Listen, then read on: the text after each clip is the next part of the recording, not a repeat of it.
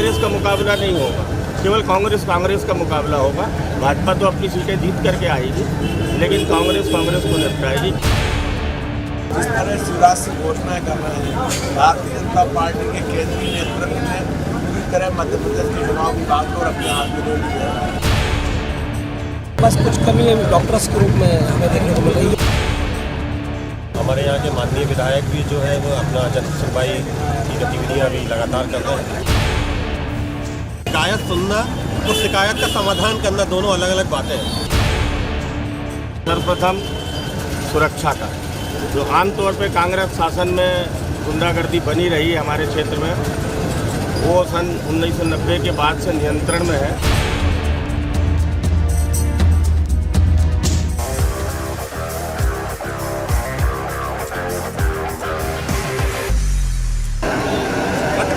विधानसभा चुनावों का विकल्प बन चुका है और चुनावी चर्चाएं आम हैं। उल्टी गिनती शुरू हो चुकी है और हम लोगों का मूड जानने के लिए नर्मदापुरम इटारसी विधानसभा में आए हैं। हम लेकर आए हैं न्यूज़ स्टेट का, मध्य प्रदेश छत्तीसगढ़ का एक खास कार्यक्रम, चाय, चुनाव और चर्चा।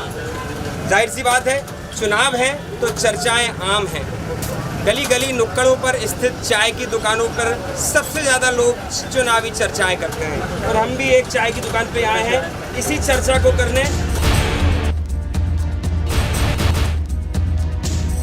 हमारे साथ इसी क्षेत्र के कुछ मतदाता हैं जिनसे हम चर्चा करेंगे और जानेंगे कि उनका मूड इस बार किसकी सरकार बनाने का है। हमारे साथ सामाजिक कार्यकर्ता हैं, राजनीतिक विश्लेषक हैं प्रमोद पगारे जी, उनसे हम चर्चा करेंगे। लंबे समय से ये इस क्षेत्र को जानते हैं, इस क्षेत्र में इन्होंने लंबे समय से पत्रकारिता करी है, 4 दशक का इनका पूरा कैरियर रहा है। इस क्षेत्र की सबसे ज़्यादा जानकारी इनको है। इनसे हम जानेंगे इस बार के विधानसभा चुनावों में क्या मुद्दे सबसे ज़्यादा हावी हैं। मुद्दा कोई हावी नहीं है। पंडित भवानी प्रसाद मिश्र की एक कविता है, 4 कौवे। वो 4 कौवे हमेशा मौजूद रहेंगे, अस्तित्वहीन रहेंगे और सरकार केवल और केवल भारतीय जनता पार्टी की बनेगी, ऐसा दिखाई दे रहा है। पिछली बार भी बनते रह गई थी, परंतु वस्तुस्थिति ये है कि स्पष्ट रूप से अगर बात की जाए तो पहले दौर में कांग्रेस ऐसा लग रहा था कि बाजी मार ले जाएगी, परंतु जिस तरह शिवराज सिंह घोषणाएं कर रहे हैं, भारतीय जनता पार्टी के केंद्रीय नेतृत्व ने पूरी तरह मध्य प्रदेश के चुनाव विभाग को अपने हाथ में ले लिया और कुछ टिकटों का बदलाव भी शायद वो कर सकते हैं। ऐसी संभावना लग रही है कि फिर से एक बार भाजपा जाए। चलिए, तो आपने भारतीय जनता पार्टी की मतलब खूबियाँ बताई, पर एक मेन बात ये है कि जनसंघ से जुड़े हुए इतने लंबे समय में जब जनसंघ फिर जनता पार्टी फिर भारतीय जनता पार्टी से जुड़े एक पूर्व विधायक, क्या कारण रहा कि उन्हें कांग्रेस ज्वाइन करना पड़े? आप बात कर रहे हैं पंडित गिरिजाशंकर शर्मा की, 2 बार यहाँ से विधायक रह चुके हैं, भारतीय जनता पार्टी के संस्थापक सदस्य हैं। पिछली बार उन्हें जब पार्टी से हटाया गया था तो दोबारा विनय सहस्त्रबुद्धे जी और पार्टी के वरिष्ठ नेताओं को वापस पार्टी में लाए गए, लेकिन क्या कारण रहे कि उनकी उपेक्षा हुई, ऐसा उनका मानना था और दुखी होकर के उन्होंने भाजपा छोड़ी है। अंतिम समय तक मुझे जितनी जानकारी है कि भाजपा संगठन के किसी भी बड़े व्यक्ति ने उनसे बात की और अंतिम निर्णय उन्होंने ये लिया कि वो भाजपा को छोड़ के कांग्रेस ज्वाइन कर लें। ये उनका निजी मामला है, परंतु उनके साथ सैकड़ों की संख्या में कार्यकर्ता गए पहुँचे, उन्होंने आज सदस्यता ज्वाइन की है। उसका कितना असर भाजपा को पड़ेगा ये वक्त बताएगा, परंतु नर्मदापुरम विधानसभा क्षेत्र में यदि उनके भाई डॉक्टर शर्मा उनको टिकट मिलती है, वोट तो वो खड़े नहीं होंगे, ऐसा उन्होंने बोलने के दिया है। और अगर डॉक्टर शर्मा तो हो सकता है कांग्रेस उनको यहाँ से प्रत्याशी बनाए, तब स्थिति क्या होगी ये आकलन अभी नहीं किया जाता, परंतु ये तय है कि एक बड़ा स्तंभ कांग्रेस में चला गया तो भाजपा के लिए एक माइनस पॉइंट, परंतु भारतीय जनता पार्टी की स्थिति पूरे प्रदेश में आज की तारीख में आप खराब नहीं कर सकते। चलिए, ये थे वरिष्ठ पत्रकार प्रमोद पगारे जी। हम जनता का मूड भी जानेंगे, यहाँ के मतदाताओं का मूड जानेंगे जो कि चाय की चुस्कियाँ ले रहे हैं और इसी चाय की चुस्कियों में हम चुनावी तड़का लगाने के लिए यहाँ आ गए हैं। हमारे साथ यहाँ पे एक मतदाता हैं, आपके क्षेत्र की मुख्य ज़रूरतें क्या हैं? क्योंकि ऐसा माना जाता है, ऐसा गली गली नुक्कड़ों पे ऐसी चर्चाएं हैं कि विकास तो हुआ है पर कहीं ना कहीं कोई ना कोई कमी है। इंसान की और समाज की मुख्य ज़रूरतें रोटी कपड़ा मकान तो वैसे ही वर्षों से चली आ रही है। उसमें शिक्षा भी जुड़ती है, रोज़गार भी जुड़ता है और बिजली की व्यवस्था है, स्वास्थ्य की व्यवस्था है, वो भी जुड़ती है। लेकिन मुझे ऐसा लगता है कि वर्तमान विधायक, पूर्व में रहे विधायक, जिन्होंने लगातार समग्र तौर पे हर क्षेत्र में कार्य किया है और उन्होंने भरपूर प्रयास किया है कि हर क्षेत्र में विकास जो है समग्र तौर पे हो। इसके चलते हुए हो सकता है कि सामाजिक तौर पर देखने पे लगे कि कुछ लोगों को कुछ कमी हो, लेकिन मुझे नहीं लगता कि कहीं कोई ऐसी कमी उन्हें कसर छोड़ी है जनता के विकास के लिए, शहर के विकास के लिए। इसलिए मतदाता का मुख्य विधायक जी ने कोई भी कमी नहीं छोड़ी है, पर हम जनता से और भी बात करेंगे, जानेंगे क्षेत्र में क्या कमी है, किन मुद्दों पर ये सरकार चुनाव लड़ेगी। एक और मतदाता हमारे बीच में मौजूद है। एक बात बताइए, आप यहाँ के मतदाता हैं, लंबे समय से वोट भी डाल रहे हैं, क्या ज़रूरतें हैं जनता की जो पूरी नहीं हो? ज़रूरतें एक प्रक्रिया है जो जितने भी विकास होता है जनता की अपेक्षा है। साथ ही इंडस्ट्रियल एरिया में एक कीरतपुर में इंडस्ट्रियल एरिया डाला, नई नई फैक्ट्रियाँ वहाँ डल रही है, रोजगार के नए साधन उपलब्ध कराए जा रहे हैं। उसके बाद भी अगर कोई कमियाँ हैं तो उसे दूर करने का फिलहाल भी प्रयास करते हैं और इटारसी में बड़ा एक हॉस्पिटल बना है। बस कुछ कमी है डॉक्टर्स के रूप में हमें देखने को मिल रही है, जल्द हमें लगता है वो भी पूरी हो जाएगी। चलिए और भी बात करते हैं हम लोगों से। एक और सज्जन है, ये बताइए आपकी बातें कितनी सुनते हैं जब कुछ आवेदन लिखे जाते हैं, इतना जनप्रतिनिधि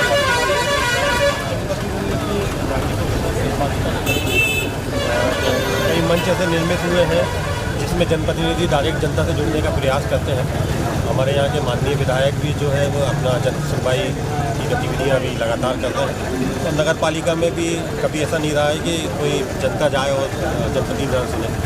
लेकिन अभी भी कई मामलों पे जो है वो जनता के साथ जनप्रतिनिधियों का जुड़ाव बहुत आवश्यक है। अभी भी जो कनेक्टिविटी होती है जनता के साथ जनप्रतिनिधियों की वो बहुत फौरी तौर पर होती है और इस फौरी तौर पर जब जनता देखती है कि चुने हुए जनप्रतिनिधि उनको तवज्जो नहीं दे रहे हैं, उनकी शिकायत तो सुनी जाती है, शिकायत दर्ज भी की जाती है, लेकिन L1 अधिकारी तक आते आते तो उसको बंद करने का ज़्यादा प्रयास जो है वो विभागों की तरफ से होता है। तो यही जनता की परेशानी है। शिकायत सुनना और शिकायत का समाधान करना दोनों अलग अलग बातें हैं। तो हमें चाहिए कि शिकायत सुनी ना जाए, शिकायत का समाधान भी किया जाए। तो क्या आप आसानी से अपने विधायक से मिल पाते हैं? हाँ, बिल्कुल आसानी से मिल पाते हैं, विधायक से आसानी से मिल पाते हैं, स्थानीय जनप्रतिनिधियों से आसानी से मिल पाते हैं। लेकिन मैं फिर पुनः दोहरा रहा हूँ कि नागरिकों की तरफ से कि जनता का समस्या सुनना दूसरी बात है, समस्या का समाधान करना दूसरी बात है। समाधान कितनी रेशियो पे हो रहा है, अनुपात में हो रहा है, उस पर मेरी आशंका है। चलिए संतुष्ट लग रहे हैं ये मतदाता नहीं, पर इनसे एक और बात जानेंगे, हिंदू और मुस्लिम का मुद्दा इस चुनाव में कितना हावी है? ये राजनीतिक मुद्दा है। मुझे लगता है इस मुद्दे को उठाकर जो नागरिकों की मुख्य समस्या है, जिसको स्थानीय स्तर पर उठाना चाहिए या विधानसभा या जो हमारी मध्य प्रदेश के चुनाव को लेकर या हम राष्ट्रीय चुनाव की बात कर लें तो धार्मिक मुद्दा मेरे ख्याल से नागरिकों पर थोपा जाने वाला मुद्दा है। इनको उठाना गैर जरूरी है कि राजनीतिक मुद्दा है, इससे बचना चाहिए सरकार को। जाहिर सी बात है, हिंदू मुस्लिम का जो मुद्दा है उनका मानना है कि वो गैर राजनीतिक मुद्दा है और सरकार को इससे बचना चाहिए, पर मौजूदा सरकारें इन्हीं को टारगेट करके वोट बैंक बनाने की कोशिश करती हैं। ये अलग मायना है। अभी और हम बात करेंगे, क्षेत्र में कितना विकास हुआ, कितनी कमी है? क्षेत्र में विकास तो बहुत हुए हैं। वैसे तो गिनाने जाएँ तो जिला चिकित्सालय है, सिविल हॉस्पिटल है, ऑडिटोरियम है, कृषि विश्वविद्यालय है, नया बस स्टैंड बना हुआ है, जनता की सुविधाओं में विस्तार हो रहा है। विकास तो नियत बिल्कुल सतत चल ही रहे हैं। कोई कभी ऐसे कोई गंभीर मुद्दे हैं भी नहीं इस बार चुनाव में यहाँ पर। और विधायक जी बहुत ही बढ़िया काम कर रहे हैं यहाँ। हर क्षेत्रों में प्रयास हो रहे हैं। शिक्षा है, पेयजल है, चिकित्सा की बात हो ही गई है, अपनी जन सुविधाओं की बात हो गई है। आप इतने सहज तरीके से आप उनसे मिल सकते हैं जैसे आपकी कोई पारिवारिक सदस्य हो, और आपकी कोई अगर समस्या भी है तो उसका तुरंत निराकरण भी होता है। मेरे को नहीं लगता है कि हमारे प्रतिनिधि जो है किसी भी तरीके से कोई शिकायत के निवारण में कोई टाला मटोली करें। चलिए ये तो हो गई एक बात, जनता विधायक जी के साथ दिख रहा है, पर विरोध के स्वर भी उतने ही तेज उठ रहे हैं। हमारे साथ कुछ और लोग भी मौजूद हैं, उनसे जानेंगे विरोध क्यों है। मौजूदा विधायक लोकप्रिय हैं, वरिष्ठ विधायक हैं और एक अनुभवी नेता है, फिर भी जनता का तो हम नहीं कहेंगे, पर खुद कार्यकर्ता ही क्यों विरोध कर रहे हैं। मुझे तो ऐसा समझ नहीं आया कि कोई कार्यकर्ता ऐसा विरोध करता है। सब कार्यकर्ता, सब पदाधिकारी हमारे विधायक जी के साथ हैं, और जिस प्रकार से विकास कार्य हुए हैं उनके विधायक कार्यकाल को सब जनता ने देखा है, तो इसमें कोई विरोध की बात तो मुझे नज़र नहीं आती। चलिए, दबे स्वर में ही सही बोला कि कोई विरोध नहीं है, पर ज़मीनी हकीकत अलग है। पर हमारे साथ कुछ और भी लोग मौजूद हैं, उनसे भी बात करेंगे। क्या मुद्दे हैं इस बार चुनाव भाई मॉल जी से? क्या चीज़ ऐसी है जो चर्चाएं हैं कि इस बार विधानसभा चुनावों में कांग्रेस सरकार बना रही है, पर ज़मीनी हकीकत जानने के लिए ही न्यूज़ स्टेट की टीम आज मतदाताओं के बीच आई। क्या हकीकत है? आपका प्रश्न बड़ा लंबा हुआ तो मैं उसको सिलसिलेवार बताता हूँ। मुख्य बात आपने करी कि क्या मुद्दे हैं।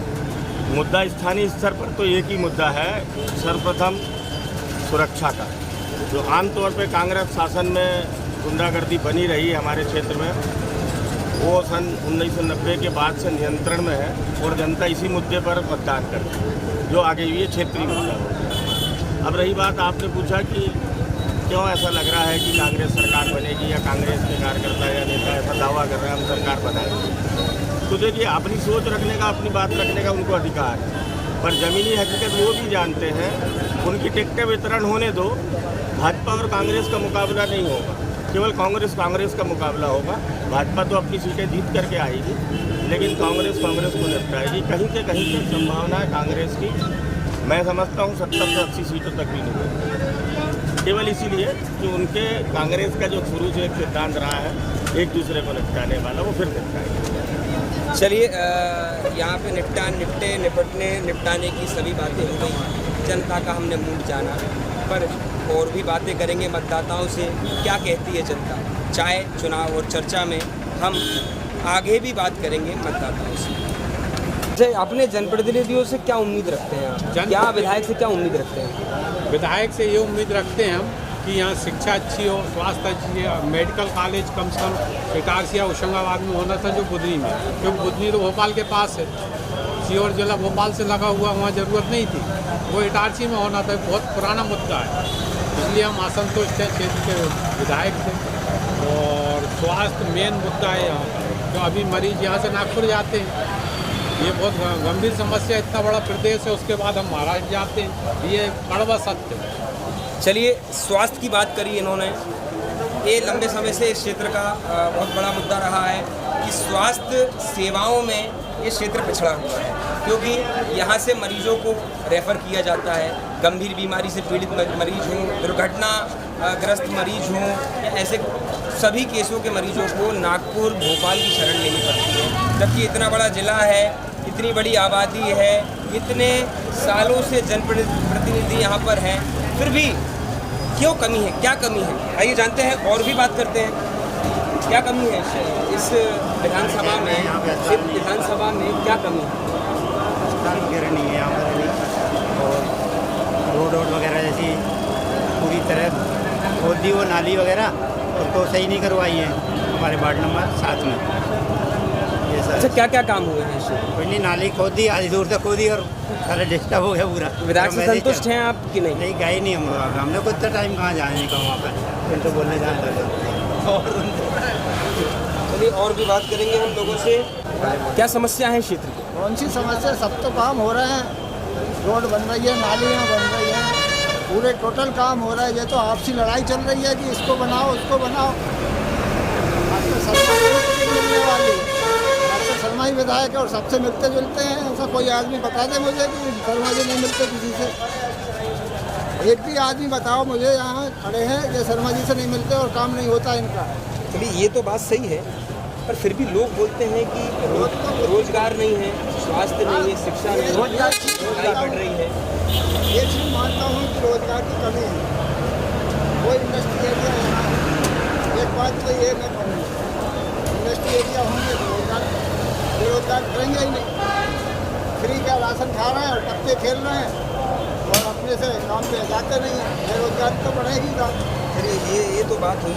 एक बात बताइए, लाडली लक्ष्मी योजना शिवराज सिंह चौहान के पेपर पढ़ते हैं, ये सरकार की एक माइलस्टोन, पर लोग बोलते हैं कि फ्री का दे रही है सरकार, ये गलत है।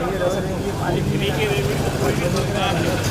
बंद होना, तो लालच दे के वोट को प्रभावित कर रहे हैं धीरे धीरे। 1000 रुपये 1200 रुपये में उनका भला होगा, उनकी महिला को क्या फायदा होगा? मध्यम वर्ग पे बोझ पड़ रहा है उसका सीधा। तो टैक्स करदाता है मध्यम वर्ग का, वो इससे परेशान है।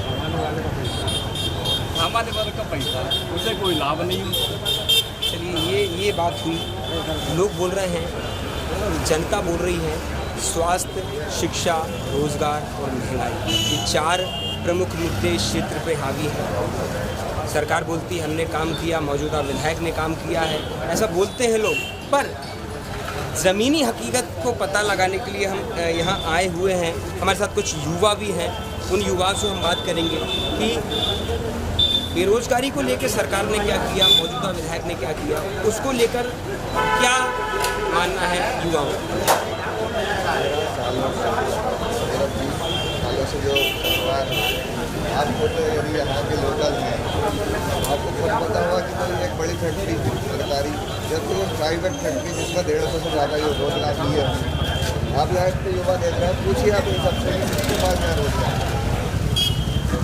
एक बर्गर आने से या झूठे प्रलोभन देने से कि 1000 दे दूँगा, दूसरे दिन बोलते 1250 दे दूँगा, चुनाव तक 3500 दे दूँगा, और एक तरफ शिवराज बोलते हैं कि पैसा नहीं है, लोन पे लोन लिए जा रहे हैं। तो ये झूठे प्रलोभन जनता को वोट खरीदने के लिए दे रहे हैं कि 1000 रुपये 1250 रुपये। देश के प्रति चुनावी अफूगा है। उसके बाद जब चुनाव हो जाएंगे और 200% की वोट सत्ता में नहीं आ रही, तो गलती से फिर भी सत्ता में आए तो मैंने तो वो 1000 दे रहा है, उनसे मेरे को लगता है प्रधानमंत्री के साथ वापस लें। विपक्ष ने भी नारी सम्मान योजना लाई है और पैसे 1500 रुपये देने का वादा किया है। प्रलोभन तो विपक्ष भी दे रहा है, तो उसमें अंतर क्या है? वो प्रलोभन नहीं है। हम हमारी 5 राज्यों में सरकार है, नारी सम्मान के लिए काम कर रही है। कर्नाटक देख लीजिए, राजस्थान देख लीजिए, सब जगह हिमाचल प्रदेश में ओल्ड पेंशन स्कीम और किसान सम्मान, वो जो बोल रही है कांग्रेस, जो बोलती है वो करती है। और बीजेपी और इतनी चिंता थी तो फिर इतने सालों से कहा था जो आप बोल रहे हैं कि पूरी सरकार कर रही है काम, तो फिर इतने सालों से शिवराज कहा, इतने सालों से उन्हें याद क्यों नहीं आएगी? युवा बोल रहे हैं रोजगार की कमी है, महंगाई बढ़ रही है, और हम चाय पे चर्चा कर रहे हैं। चाय चुनाव पर चर्चा का यहीं विराम देते हैं। नर्मदापुरम विधानसभा में जनता का मूड आपने जाना, देखा, समझा, जनता की समस्याओं को सुना, सरकार के प्रति उनके रुझानों को जाना। अब आगे जनता चुनाव करेगी, आगामी विधानसभा चुनावों में अपनी वोट की ताकत को दिखाएगी, मतदान करेगी। उसके बाद क्या सरकारें बनती हैं, क्या काम होते हैं, लोग कैसे सफ़र करेंगे, आम आदमी जनप्रतिनिधि से कैसे संतुष्ट होगा, ये देखना होगा। फिलहाल के लिए हम बस इतना ही आपसे विदा लेते हैं।